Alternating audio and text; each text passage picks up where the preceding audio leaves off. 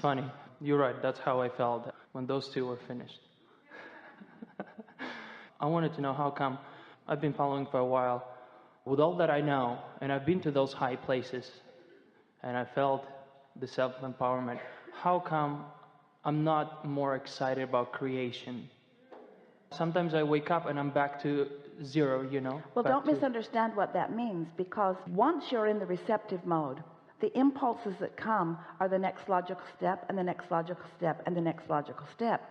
The real rush of enthusiasm comes with that first burst of awareness about a desire. Once you maintain that vibration, then it's the next step and the next and the next and the next. If you're constantly having huge rushes about things, that's when it means that you are dropping your vibrational frequency and then regaining it again. So it's actually good news that you're feeling some stability in the unfolding. I'm not feeling stability. I get up there, and once I get up, like I bridge it and bridge it and bridge it, and like in the morning, an hour or two will take me, and then I'm getting like, all right, I found the sweet spot. And then I just give up instead of milking it. And it's like, I don't feel. Here's my problem. I have resistance about releasing resistance. Well, and I'm sure I'm not the only one.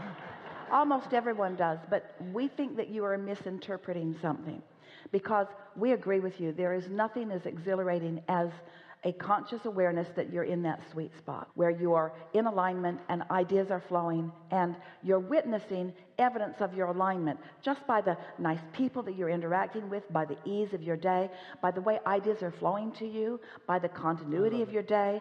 And so, but it's not stable, it's not solid. Tomorrow, the next day I wake up, I was like, man, and back, they put me back down to where I was. It's like those beliefs, they just don't. We just threw somebody out of the chair a minute ago for something not much different than what you're doing right now. You're right. Okay, I'll shut up. You must not argue for your limitations. Okay.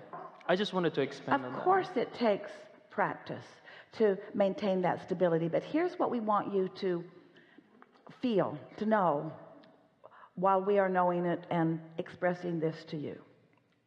There will never be a time that new desire will not be rampant within you. So there will never be a time that there is not some gap between what you think you want and what is manifested.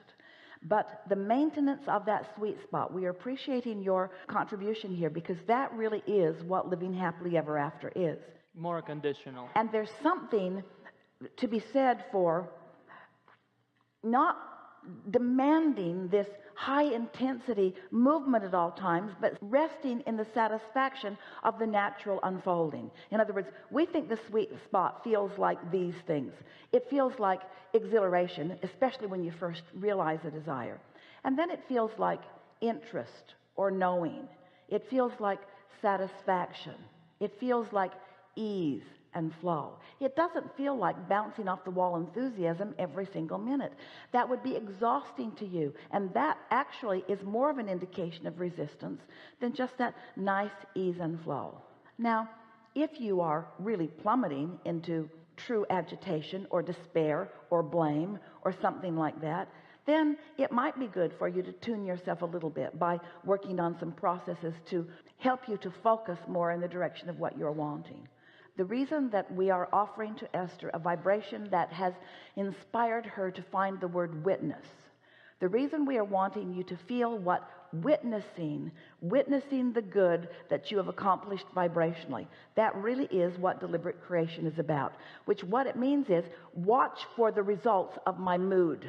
That's all that we're asking you to do. Watch for the results or the evidence of your mood. It doesn't take very much. Esther sat at a Taco Bell not too long ago and saw a policeman pull over a woman who appeared to be intoxicated, who had a child in the car. And as Esther watched it, he was talking harshly to the woman through the window, and she was upset, Esther could tell. And then he asked her to get out of the car, and she did. And when she did, her little child got out of the car too. And now the mother is crying, and the child has his arms wrapped around her legs. And so the mother is crying, and the child is crying, and Esther is crying, because it just looked like such a sad scenario. And Esther is wondering, what can I do to help? Should I vouch for her even though I don't know her? Should I pay her expired parking tickets even though I don't know if that's what this is about? What could I do to help? And then Esther wisely came to the realization that this isn't for her. She can't be the path of least resistance for others. And she drove away feeling the sadness about what had happened. What was she witnessing to begin with? She witnessed something. Why would she see it? Because it all happened at Taco Bell. What was that thing in her reality, and then she felt powerless? Because Esther wants to be an uplifter, because she cares about being of value to others, because she sees herself as the answer of some questions, because she has the wherewithal to be of assistance, because this is something that Esther's trying to get a handle on too. But she wasn't of assistance to them at all. She just drove away.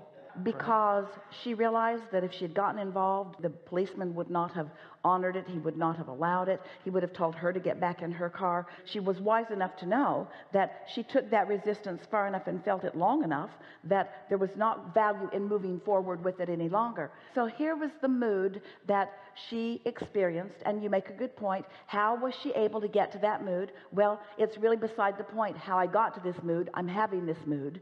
And so what we want to explain is what came next. The next day, she's in another part of the city, driving to the dry cleaners, and looked in her rearview mirror, and here are those shiny lights of the policeman, because she's speeding in a residential zone. And so he pulls her over. He gave her a warning ticket, not a speeding ticket, and asked her, do you know how fast you were going? And Esther said no. And he said, you were going 39. Do you know what the speed limit is? And Esther said no. And he said, it's 35. And Esther said, I did not know that. And so she left. And that actually is the slowest she's ever driven through there. With it on the R8, right? That's the slowest she has ever driven through there. But now, you see, you make a point. Esther was sitting there with the vibration at Taco Bell that she didn't know she had. And because she didn't know she had it, she attracted the next logical step, which was witnessing something that was unpleasant. Now she's witnessed something that's unpleasant. She pondered it for a while. And now, when she gets pulled over by a police officer of her own attraction, now she's making the correlation between the mood and what happened. In other words, thoughts turn to things. And that's what we're saying to all of you. Esther, as he drove away, she didn't laugh until he drove away. She watched him drive away and laughed and said to herself, thoughts turn to things really, really fast around here these days. And moods are reflected by manifestations. And so it's a wonderful thing when you realize that you're in the sweet spot and that you're not. The thing is, I realized those bad moods, and I realized what they bring, but I'm not, I'm not arguing for limitation, okay? But here's the point that we are both making. I'm just wanting to know how to be more, don't look too soon for the manifestation. Can you just expand on that? There's something we want to say before that, and that is care about how you feel. Care about how you feel. Unconditionally. Care about how you feel. And don't be willing to tolerate emotions that don't feel good. In other words, Esther should have pulled her nose out of that. If she hadn't been waiting for her food, she was at the drive-through window. If she hadn't been waiting for her food, but all of that comes. Why would she choose that? You make a good point. Why would there be a delay with her food? Why would she have opportunity to witness something like that? Because she has been asking with very strong fervor, how can I mind my own business? How can I not see myself as the path of least resistance for so many? How can I stop from being involved? When anybody asks anything, why do I feel like I have to get right in the middle of it? And the universe is just giving her opportunity to acknowledge that this is how it works. Whatever you engage in becomes a part of your vibration, and once it's a part of your vibration, then it's going to become a fast reality. And so that's the answer to your question. If that happened to Esther every day for a month, she would never again look at anyone having trouble about anything. But the degree of her attachment or her creation or involvement with that, it was soft and subtle. It was just right for where she was.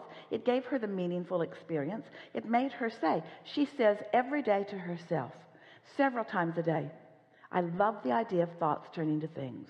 It's really fun watching my thoughts turn to things. Turn to conversations, turn to experiences, turn to flow in traffic, turn to. So once you accept that, then you will more deliberately guide your thoughts.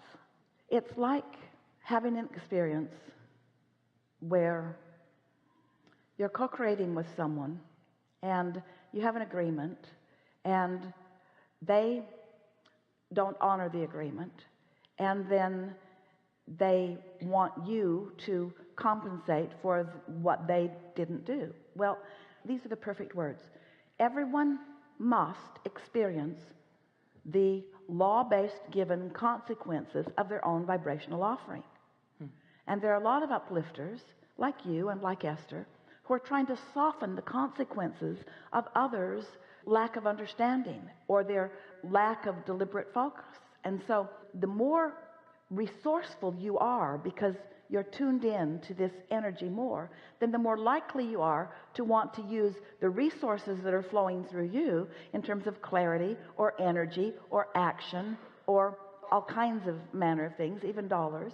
The more you are often inspired from whatever vibration you are feeling to assist someone. And so often it's saying to them, I do this for you because I see you cannot do it for yourself. And there's an offness about that, you see. And so you reach the place where you finally say and mean, I'm going to tend to my own vibration. Everything that I live, my happiness, my joyful accomplishment is all contingent upon me finding that sweet spot and knowing it's sweet, or finding that sour spot and knowing it's sour, or finding that sweet spot and knowing it's brief. The thing is, that's the thing. I know that's the work that needs to be done, because unless I accomplish that work, nothing will go the way I want to do. So here's the answer to your question. Yeah. You accomplish the work by acknowledging and liking the sweet spot and by never speaking of the sour spot again. That's how you accomplish it, because every time you give words to what's not working, you practice that vibration that will turn to other things. It's such an interesting spiral. When you talk about what you don't want, you set yourself up for more of that. It's just the way law of attraction works. It would be like saying, and we know that this feels like a silly analogy, but it would be like going to the cafeteria where there's a buffet of all kinds of things and picking the thing you've never liked to eat. And you take it over and you eat it and you complain about it the whole time. I've never liked this. I have never liked this. I've never liked this. And every time I eat it, I remember how much I don't like it. And someone sitting with you might say, don't put it on your plate. And you might say, well, show off. That's easy for you to do. I can't resist putting it on my plate. It keeps getting on my plate. I hate it every time I eat it. Tomorrow I'm going to come right back and eat the same thing again. I hate this stuff. I just hate this stuff. And sometimes we think that you think that what our message of allowing is that you'll eat it and after a while you'll start to like it. And that is not what our message is. Our message is only think the thoughts that feel good to you while you think them. And don't blame somebody else for bringing something to you, because as you pointed out, you bring it all to yourself. Why was Esther at that Taco Bell? You said. Why? How'd she get there if she's so good? And then what was the point? Because she wanted to do something and she couldn't, not even to plant the seed to suggest something. She just witnessed, got in the doorway. Because what she wants to understand is, mind your own business, right? There was so much more momentum to that. If that woman had been standing somewhere and had needed some money to buy something, Esther would have handed it to her in a heartbeat. But Esther can't unravel her alcoholism. She can't unravel her child abuse. She can't unravel her already being stopped by the policeman. She can't unravel the plates on the car that were not up to date. If Esther had spent the rest of her life, she couldn't write what was going on with that woman. But she wanted to. And that's the thing that we want so many of you deliberate creators to understand. Esther does not have to be, nor do you have to be, the resource through which all good flows to others, because everyone has their own resource. Everyone has it. What you do is, through the clarity of your own example, live the life that maybe someone else can benefit by realizing or recognizing. So Esther didn't get involved because it would have been of no value, but she got involved enough to show herself what happens when you get involved with something. What happens when you shift your energy? What happens when you put yourself in a vibration of vulnerability? Esther felt for that woman. She stayed there long enough and got involved with it enough that she was crying for the sake of the child. In other words, how can she go to those places by now? Like in my case, when I see something, I go cold. I was like, I know where it's leading. I boom, and I go neutral. I don't take anything personal. How can she take it personal after all these years? Come on, you know, I mean, seriously. Doesn't she feel it's going somewhere she doesn't want? Doesn't matter what it is. Well, since you've asked, we'll tell you. Because That's what I'm talking about. Back to the same, doing the same mistake. How can you do the same mistake? I mean, after all these years. well, Esther's like Snagglepuss. Snag what? Snagglepuss. You don't know Snagglepuss? No. Exit stage left. I have no clue what the heck that is. She doesn't make the same mistake twice. She thinks up new ones. Because she is an expanding being. Because every day she's reaching new heights. Because every day there's a new vibration to discover. Because every day she's asking more from the universe. Every day she's fine-tuning. These are fine-tuning. This isn't a mistake. This is the universe yielding to her so that she can witness. But did she have to go this far to like end up crying there? Couldn't she stop it at subtle stages as you cheat chess? Stop it at early subtle stages. If an active question had not been within her, in other words, she had just had a very emphatic experience with someone who she has loved for a very long time, someone who she spent a lot of time with, someone that she's exchanged a lot of conversation with, someone that she has given a lot of money to because they were in employment with her, someone that she saw as in essence her responsibility, someone that she really, really, really cared about their upliftment. And when things sort of erupted and they went on their way, sort of shouting at Esther all of the wrongdoing that she had done because she had not feathered their nest as much as they needed it to be feathered, Esther had a sort of crisis explode within her, wanting to understand, what is my responsibility with other people? What is it that I'm responsible to? And so as she began questioning that, in those questioning modes, the entire universe began yielding to her needy people. Suddenly everyone around her needed something. She was asking the question, what am I supposed to do in a world where I'm capable of helping so many people? Well, how do I know when I'm helping and when I'm not? And so she was still in the process of examining something where she thought every single step of the way she had been doing something that helped, only to discover that it didn't help. It didn't help, you see. And so in that sort of aftermath of all of that, things were happening to her, letting her understand that she had earlier choices to make. She had choices to make. It's not her job to yield to the demands of everyone who is offering them. And then Esther became aware that people were not making demands of her. It's not that others were demanding. It's that she was looking for an opportunity to yield to them. They weren't even verbalizing. She could just sense. She'll buy a car from a car salesman because he wants to sell it, not because she wants a car. I need a car. Tell her I need a car. I need it. No, don't miss the point of the important question that you have asked here. Okay. In other words, it's much easier. It's one of the reasons that this format has been of so much value for millions of people for so many years, because Esther is a real person living in a real world, having real experiences, and every step of the way reaching for the alignment that you are asking for here, you see. So we're happy to bring someone like you to this conversation who's willing to drill in and ask the impertinent questions that are really none of your business. Those are the best. In order to distract a little bit from the conversation about what's going on with you. But it's the same for everyone all the time, isn't it? Always the same. You can tell how you feel. You can tell how you feel.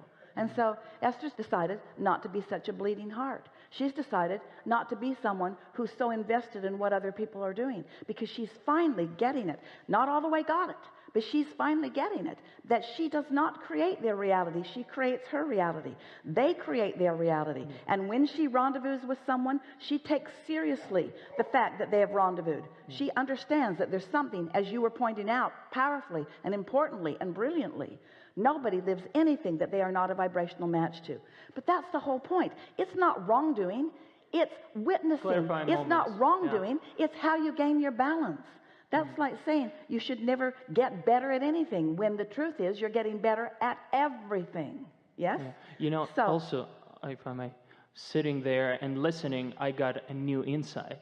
It's not just finding peace with, for example, something didn't work out, the deal didn't work out, and the people are super mad at you. It's not just finding peace of, you know, it's not my job. It's also finding peace of the others looking at you and you doing nothing about it. You know what I mean? Like finding peace with those opinions too. Most of you don't recognize the ineffectiveness and lack of value of trying to be all things to all people when there are so few of them that you can handle it. It's only when it becomes truly impossibly unmanageable that most of you will back away and understand that this is not the way it works. But we wish for you, all of you, not to need it to get to such strenuous effect.